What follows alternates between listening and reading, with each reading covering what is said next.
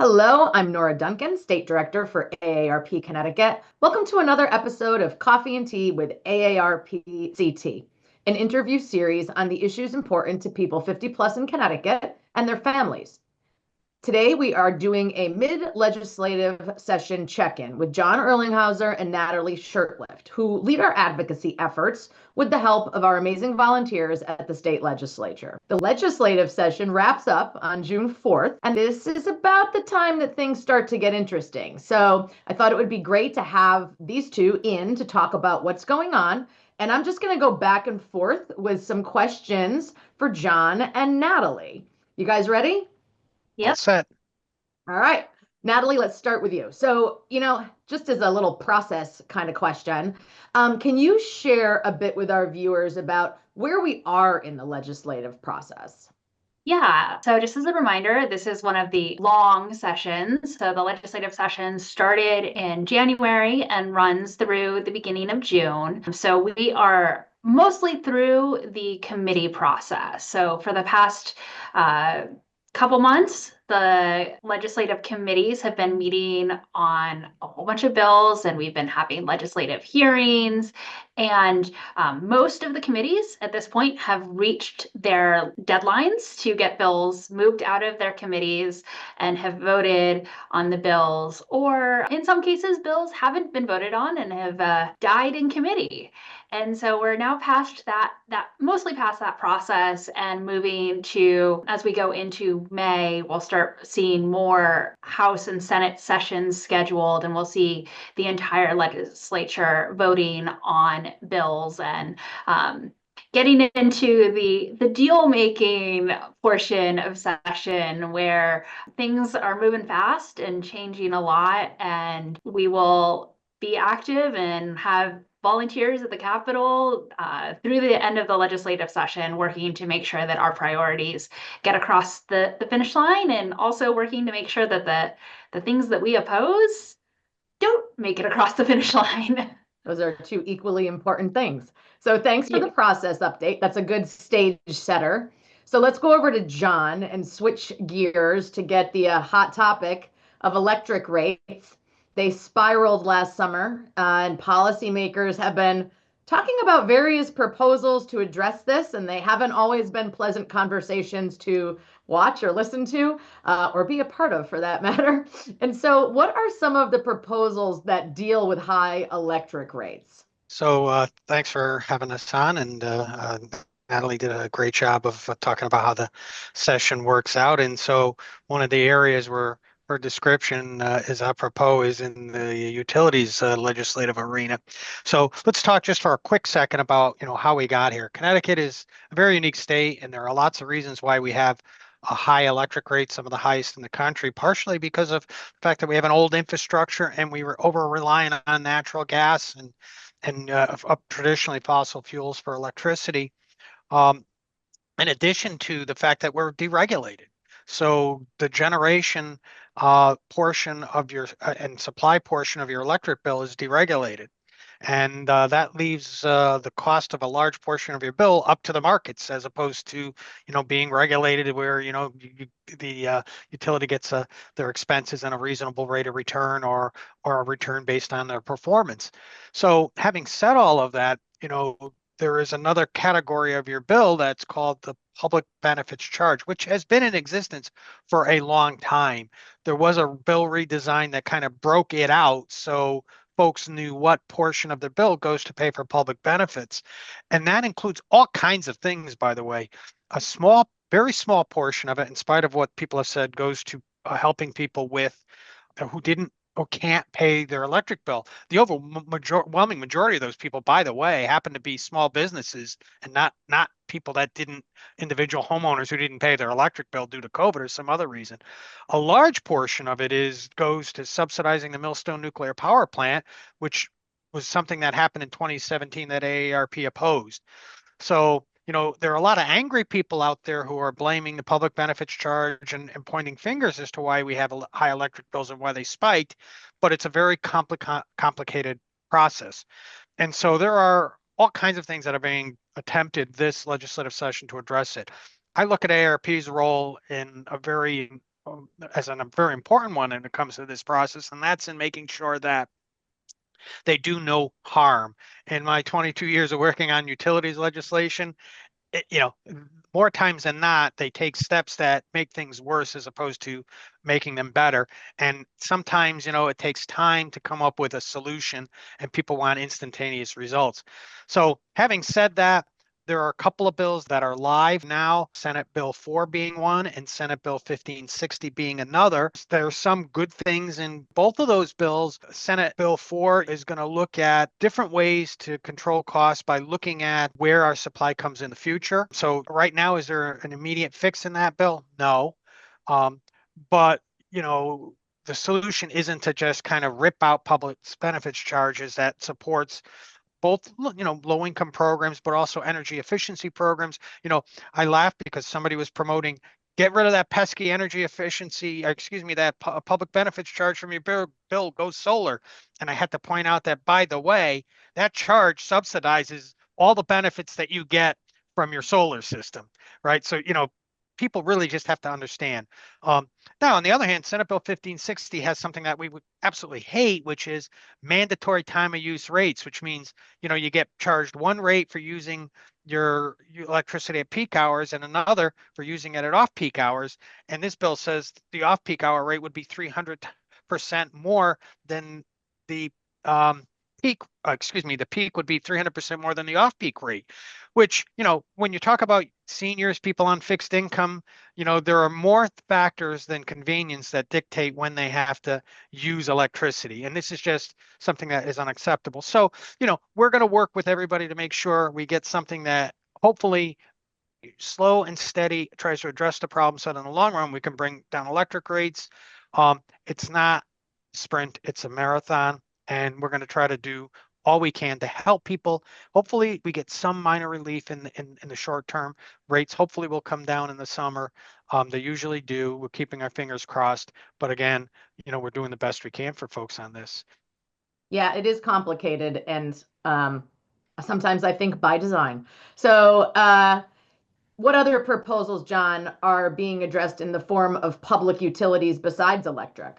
Yeah, I mean, we work on electric rates, but we also work on things in other sectors. There are proceedings over at the Bureau on natural gas rate increases that we're fighting, but we also work a lot in the telecom space. And right now there's Senate Bill 545 that really tries to get at certain standards of telephone service and deal with reconnection fees for those services. So right now, even if you have a telephone on the wall, there's a good probability that you're not getting your telephone service from that old-fashioned copper wire landline. You're probably getting it through what we use at work, which is, voice over internet protocol. You're using phone service through your computer, but the service quality standards that are there for you on the old-fashioned telephone don't exist in this new technology. So we're trying to get those standards to apply to that form of technology as well as old traditional telephone service.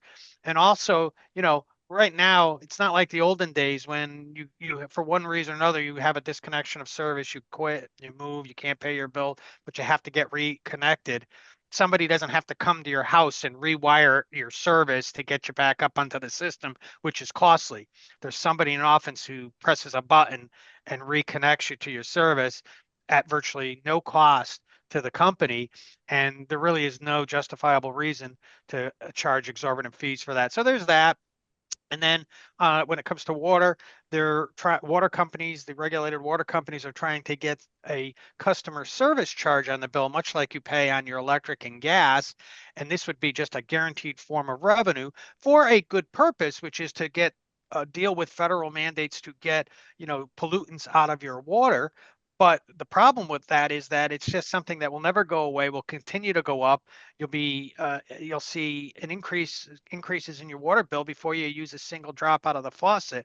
Our contention is those types of expenses should be acquired through a rate proceeding so that they have to justify every penny every time they go to spend that money so that we can keep more money in people's pockets. So that's just kind of an overview of a lot of the areas we're working on in the utility space. Thanks, John. So those are truly pocketbook issues. And Natalie, you've been working on another pocketbook issue. But this is different, and it's support for family caregivers, which has been a big priority for AARP this session. So what progress has been made thus far?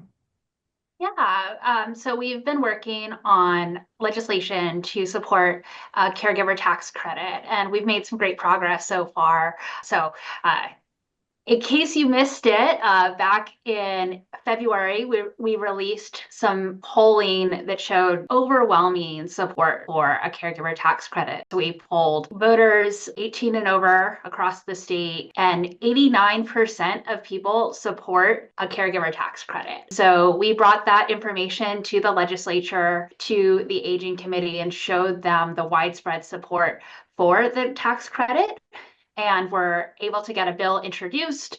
We had a hearing on that bill where we had AARP volunteers come out and share their stories as family caregivers and talk about the real expenses that they incur as caregivers, driving back and forth, transportation, out-of-pocket expenses to cover medical care or medical equipment needed, all of those things that really just add up. And our research shows that on average, it's about $7,000 a year for a caregiver. So that legislation ended up passing unanimously out of the Aging Committee. We're still working on getting some improvements to the bill to make it really reflect what we want. And now the bill is before the Finance Committee. So we're continuing to have conversations about it. This is one of those things that the legislative process gets a little bit messy, and this could move forward as the standalone bill that came out of the Aging Committee. It could also be folded into the state budget because it is a budget issue. It's a tax credit. So we're going to continue working to highlight the need for this and amplify those voices and continue pushing to get this across the finish line. Thank you. I would agree with you. This is really important, but it's also important that we get it right. And there's so much support for the issue. It's making the language work and making all those parts move together in the right direction. So we've got some more time to get it done. And we'd love for people to let us know if they have caregiving issues or want to share their story. Pop it in the chat below. John, let's switch back over to you. Another gear change, but strangely also to do with pocketbook issues. The Banking Committee has raised a lot of issues that AARP has been working on this session. One of them is called earned wage access. What is earned wage access, and what is the legislature trying to do about it? Well, it's a good question, Nora. So it's an issue that AARP worked on in 2024, and we're working on it again in 2025. And it's basically we were kind of put in a position to have to work on it because the Department of Banking determined that this product called earned wage advance or earned wage access, whatever they like to call it, is a loan that's subject to our Small Loan Lending Act, which limits and caps the annual percentage rate on loans at 36%. And once that was done, a lot of companies who promote this product determined that wasn't enough money for them in Connecticut to make off of the low and moderate workers. So they pulled up stakes and decided not to offer their product in Connecticut anymore. And what is it? Well, it's basically a loan that they try to masquerade as not being a loan, and they portray it as being you advancing your pay before payday.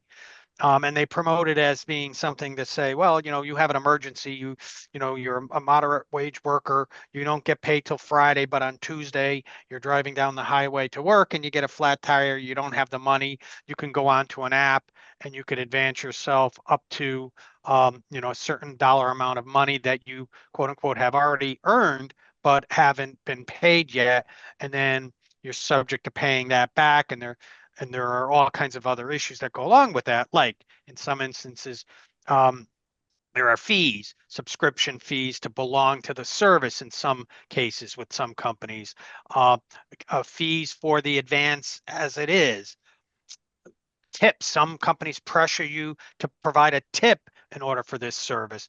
And by the way, in the example I gave, there's virtually no service that provides you out of that spot without you having to pay for the ability to do that, right? You in order to get money instantaneously, there are no free options. And then even with free options that take 2 to 3 days to get your money, you're pressured sometimes up to 14 or 15 times to tip the service in order to get your money. And what we find is that on average, people are taking out 35 to 55 of these advances on their pay a year. And then if you calculate the APR on this, it's over 330% was determined by a study out in the state of California on this. So Connecticut has it right, we think, which is that they're considering these small loans under our state small loan act. These companies are trying to get carved out of the ability to be classified as loans and set up a new set of rules for them. And if you watch TV, and hopefully you're not watching TV now, you're watching us this morning on our wonderful coffee and tea program, but you'll see advertisements nonstop from any number of companies promoting these products. And the fact of the matter is, they can operate now if they want to abide by our rules, but if they don't want to, then they have to set up a set of rules that we think are fair and give a fair shake for the low and moderate wage worker who uses them, so that they're not caught in this never-ending cycle of debt where they're working just to pay off the money that they've already extended themselves before they were supposed to get their paycheck. So, we believe we should help those folks in that situation, but not by trapping them in a cycle of debt, which all the evidence shows these people are doing it. And by the way, there are also folks out there that are taking these advances out from multiple companies at the same time. So if that's not a loan, I don't know what is, and so, we think there should be restrictions on them. We like Connecticut's law as it stands, but if we're going to, carve them out of this system, then the rules have to be fair to the consumer as well as to the lender. So that's something that we're working on. It's just another form, as far as we're considered, of payday lending, and it should be at a minimum regulated. Yeah, thanks, John. I think this is a good example of times where we like the law, but we recognize that there is pressure to try to make something that, different. And if we don't get involved, and get the opinion of advocates in there, it could proceed and become something much, much, much worse than we're willing to accept. So I think we'll stand by what we think is good for consumers, and especially dealing with caps on how much someone can be charged for an individual transaction, a monthly cap, and your mention of not being able to take out more than one of these at a time if you're overextending yourself on how much you're actually getting paid. So, and transparency. What we always want is transparency in any consumer product. So we'll see where we land come the end of legislative session in early June. Natalie, you talked previously about a bipartisan prescription drug task force. Do you want to tell us where that is and just where the issue of affordable prescription drugs is overall? Yeah, a lot has been going on. So that bipartisan prescription drug task force, we talked about a little bit on our pre-session update, and is a group of bipartisan legislators who brought in a lot of folks that are interested in prescription drugs, from the industry to consumer advocates like AARP.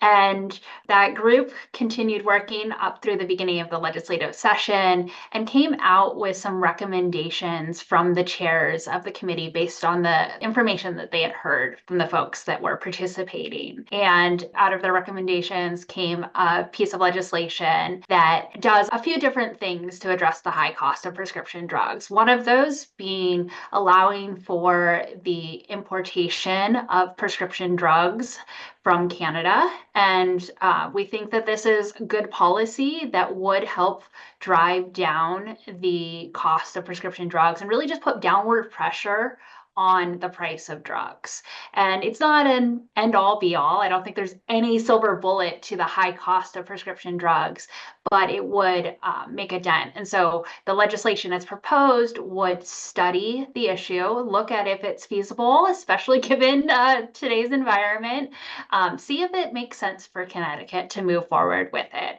And if Connecticut that study were to show that it does make sense, there would then be a pathway for Connecticut to move forward with implementing state importation. That bill also addresses a few other things, including looking at prescription benefit managers, and some of the bill we are supporting. And there's some of the pieces of the bill that just don't really have a large impact, or at least we don't think will have a large impact on consumers. So we're sticking to our expertise and protecting you all as consumers. And so we're staying out of some of it and just focusing on where we think that the bill will really lower the price of prescription drugs. Beyond that bill, there's also a couple other legislative proposals that have come out. The governor came up with his proposal on prescription drugs. It has nearly the same language on prescription drug importation. It also has two other provisions, one of which would cap the amount that that prescription drugs can go up over time for generic and off-patent drugs, making sure that those drugs aren't going up 500% over time. It would cap them to the rate of inflation, those increases. I think we've all seen a few types of prescription drugs in the last few years that have just all of a sudden seen a huge spike in price, and that can really lead to challenges for people being able to afford the medications that they need. So this legislation would prohibit, or really it would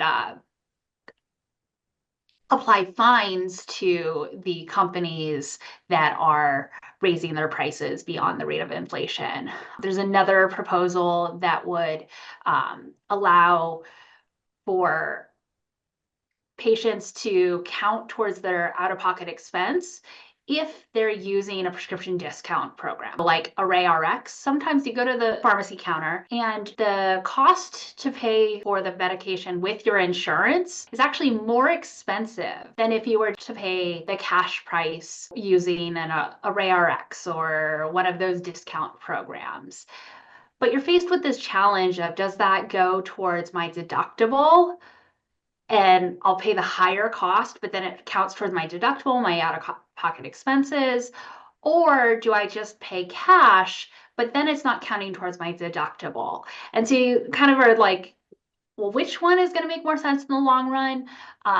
So this proposal from the governor would say that if you have that option to pay less, that should count towards your deductible, even if you're not going through your insurance. So we think that it would allow folks to take advantage of lower costs, and then they would still have it count towards their deductible or their out-of-pocket maximum, and be able to see both benefits at the same time. So we support that proposal. There's one last bill, Senate Bill 11, and that bill is a Senate priority bill that would do many of the same things. Also, it's a very large bill. It would do several things not related to prescription drugs. But it would do the importation, it would do the capping the increases to the rate of inflation, some of the same things on prescription drug benefit managers. So at this point in the legislative process, we're working with the legislature, and this is the kind of situation where not all three of these bills are going to move forward. We're going to see some negotiation over the next few weeks, conversations behind the scenes to figure out which of the different components of these bills are going to end up moving forward, and which bill ends up moving forward with some of those pieces in it. It's likely that some of those pieces are going to get negotiated out, and that only one of the bills, or perhaps something different, is what moves forward with the language. But we're going to continue to make sure that the proposals that would actually lower the cost for consumers are the ones that remain in the final bill. That's a good example of how a bill becomes a law. John, let's talk about fraud prevention quickly. Let's talk specifically about cryptocurrency and, more importantly, crypto fraud. What's going on in the legislature with that? Well, great question. Fraud, AARP, as you well know, as the state director, champions fraud prevention and fraud protection for folks with our Fraud Watch network. And we're now entering into a new world of crypto and digital currencies. And if you go on Google and you type in cryptocurrency machine near me, within miles, if not feet of where I'm sitting, there's a digital currency machine. And so with every new thing that comes out, the fraudsters try to figure out a way to take advantage of it. And one of the new ways they're doing it is to try to use cryptocurrency to defraud folks out of their life savings through all kinds of things, romance schemes, grandparent schemes, you name it. And what they do is they try to get folks to withdraw their assets through crypto and transferring them immediately to other folks. And what we're trying to do is bring Connecticut's criminal laws up to speed so that cryptocurrency and digital wallets, virtual currency, are all subject to the same seizure of property laws associated with crimes. So people that are doing money laundering or committing identity theft or involved in drugs and selling illegal substances, that we can seize these property when somebody's arrested under these things. So right now, the laws don't include digital wallets or virtual currency in those types of scenarios, and we want to make sure that they do. And we brought a great example of a person who was swindled out of their house and entire life's or savings, and so through a digital currency romance scam. Right? I mean, it happens. Our state president attends the fraud national fraud hotline and hears of these scenarios every time he's staffing the fraud line. So, it's an important thing to do. We have a great group of legislators on the banking committee that are trying to work on this, like whack-a-mole with these fraudsters. Every time we plug a hole, they find another way to pop up, but we're going to continue the fight. And this is a good start, and hopefully we'll get this done. And John, there are several bills also this year to deal with something called Veterans Benefits Claim Sharks. And this was a little bit new to me. I was surprised to see how many people showed up at the public hearing against the bill. So what is a Veterans Benefit Claim Shark, according to these pieces of legislation, and what are they seeking to fix?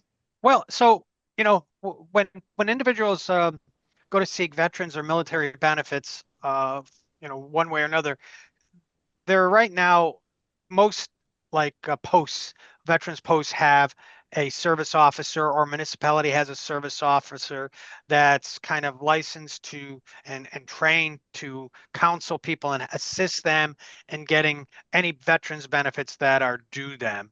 And that's the way the system works. And there are now people that are out there trying to do the same thing for profit under the guise of getting you more and better and higher levels of benefits. And the deal they have is that when they do this, the veteran agrees to give up so many months worth of their benefits to the claim shark. And it's unconscionable, quite frankly, because they're under the law, they're not allowed to charge. Under the law, they're not allowed to be unlicensed, and under the law, it's not supposed to be for profit. And this is a service that any veteran can get for free any number of places in a environment in which people have nothing but good intentions at stake. And so, and frankly, these for-profit folks have been given cease and desist letters by the federal government, and they still persist to go out there and really go after these. And one of the things that's even more egregious about this, if a veteran's eligible for more than one benefit, what they do is they'll fill it out at 3 different times and 3 different claims, and then get multiple takes on the veterans benefit. So we're working with the Attorney General, the governor, and the legislature to try to close all the loopholes that exist so that there is a penalty to those that undertake this process here in the state of Connecticut, and we're hopeful we'll get that done this year. And so again, like I said, it was something that was brought to our attention and it falls under our bailiwick and of fraud and consumer protections, and we're going to continue to fight for the people who fought for this country. So it's an important bill. Yeah, thank you. I really didn't know about this until this year either, so I'm glad it was brought to our attention. All right, Natalie, lastly, for you and your topics, you've been working on transit-oriented development. What does that mean and what's going on? Yeah, I mean, it's a complicated name, but really it's real simple. It's building more housing. We know we need more housing in Connecticut and building it around existing transit centers. So it's legislation that would provide incentives and support to municipalities who want to build these transit-oriented developments. And the reason we love it is we need more affordable housing in our state. And we know that folks oftentimes, as they get older, aren't able to drive or have limited ability to drive. So if we can build these developments and build out that classic New England downtown area where it's walkable and you have housing, but then you also have some shops and some place to go eat and maybe your doctor's office. And you're able to create these neighborhoods where folks that may not have the ability to drive can still get out of the house, go visit with their friends, go to the doctor's office, get where they need to go by walking or using public transit. We can create communities that are really vibrant and work well for people of all ages. And so we're supporting this legislation that we really believe will help create those livable communities that we want.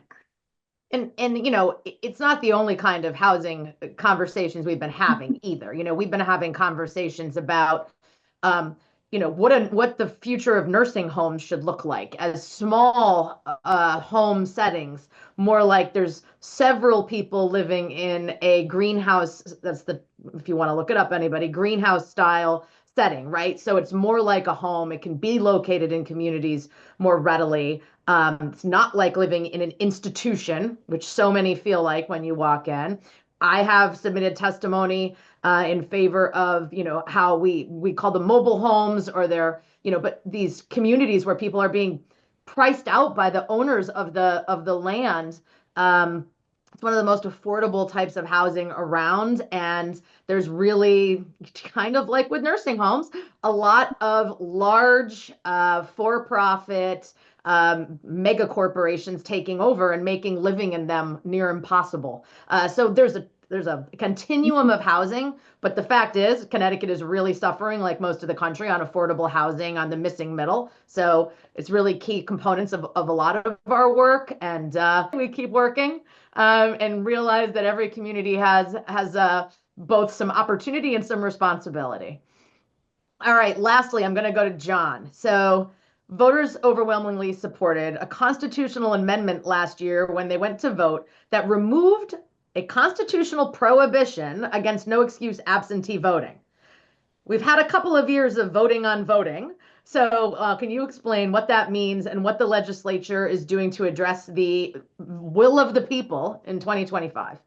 Great question. And, overwhelmingly, almost 60% of the voters approved removing the restriction.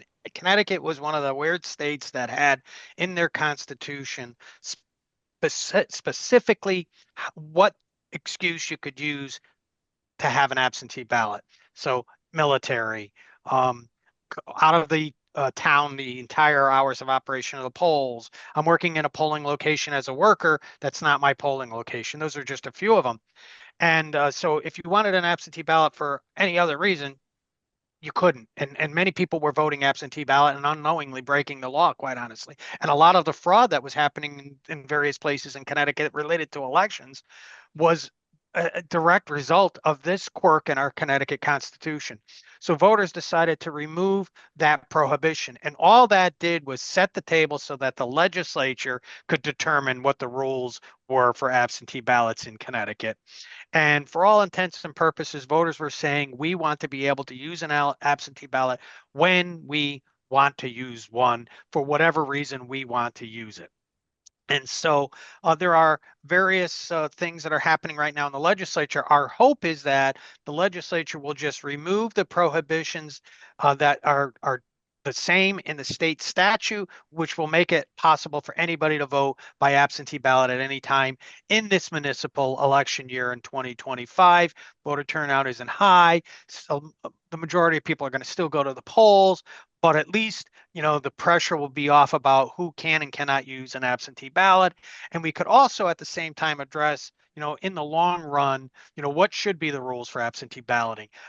Will it be a two-step process like it is now in Connecticut, where you still have to fill out an application to get a ballot? Or do we just allow everybody to get a ballot and have them use it? And by the way, if we do a more expansive use of absentee ballots, we can do away with the 2 weeks of in-person early voting and the expense that goes along with that. And, should the process be centralized through the Secretary of State when it comes to absentee balloting, so there's more control over it and less ability for there to be, shenanigans at the local level by, different individuals or parties or political figures. So a lot's happening, but what we're hopeful for and think we can get done is at least removing from state statute the provisions that were identical to the Constitution that spelled out what